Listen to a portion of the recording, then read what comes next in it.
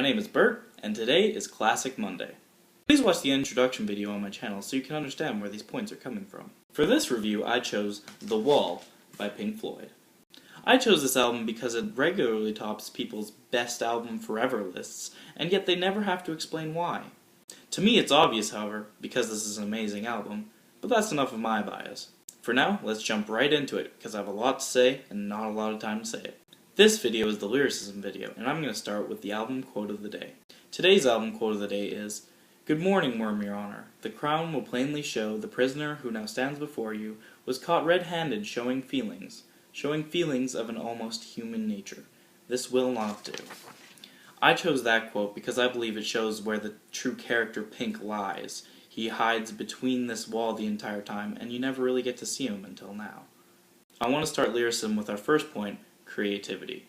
From a creative standpoint, this album blows it all away.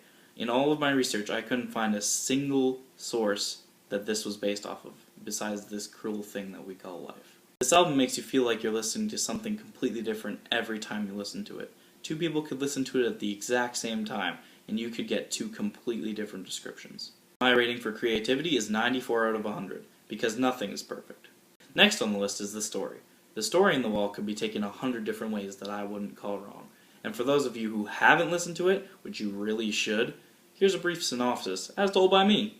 A child is born into a war-torn world where his father is left for war never to return, and his mother is overprotective of him.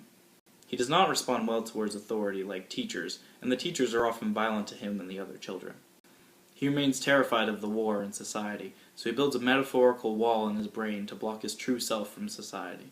He tries everything just to make himself feel, including taking countless women home, but that leads to nothing. He's heartbroken from the loss, so he smashes all of his stuff and overdoses on drugs.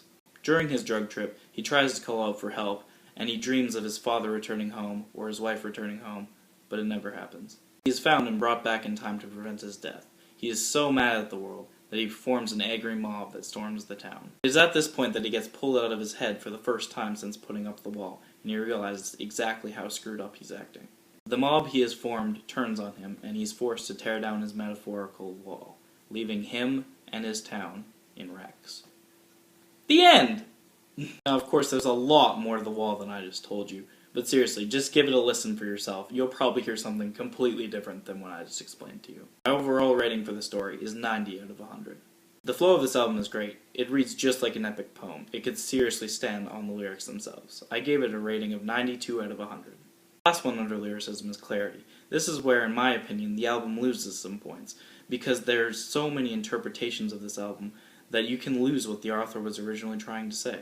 I gave clarity a rating of 79 out of 100, which gives the total lyricism rating an 88.75 out of 100. Check back in a while for part 2, structure, and thank you very much for watching. Feel free to leave your impressions or ratings down below, and don't forget to subscribe if you'd like my videos to show up on your feed.